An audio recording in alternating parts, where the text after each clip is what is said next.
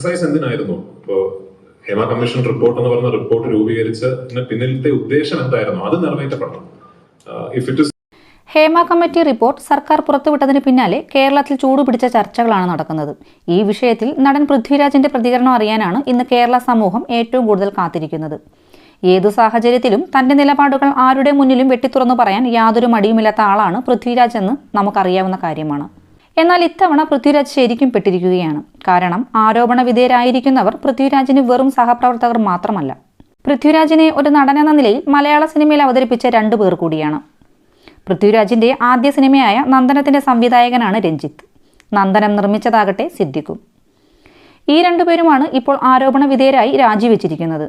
Hema committee റിപ്പോർട്ടുമായി സംബന്ധിച്ച് പൃഥ്വിരാജുമായി ബന്ധപ്പെട്ടപ്പോൾ പൃഥ്വിരാജിന്റെ പ്രതികരണം ഇങ്ങനെയായിരുന്നു: ഹേമ കമ്മിറ്റി റിപ്പോർട്ട് രൂപീകരിച്ചത് തന്നെ സ്ത്രീകൾക്ക് ബെറ്റർ വർക്കിംഗ് കണ്ടീഷൻസ് ക്രിയേറ്റ് ചെയ്യാൻ വേണ്ടിയാണ്.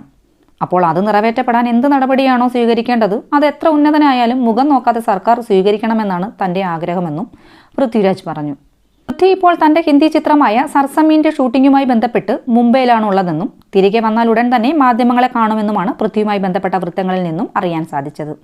കഴിഞ്ഞ ദിവസം മുംബൈയിൽ വെച്ച് ബോളിവുഡ് താരം രൺബീർ കപൂറുമായി ജിമ്മിൽ നിന്നും പുറത്തു വരുന്ന പൃഥ്വിരാജിന്റെ വീഡിയോ പുറത്തു വന്നിരുന്നു.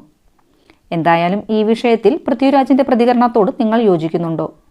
നിങ്ങളുടെ അഭിപ്രായം കമന്റിൽ രേഖപ്പെടുത്തുക.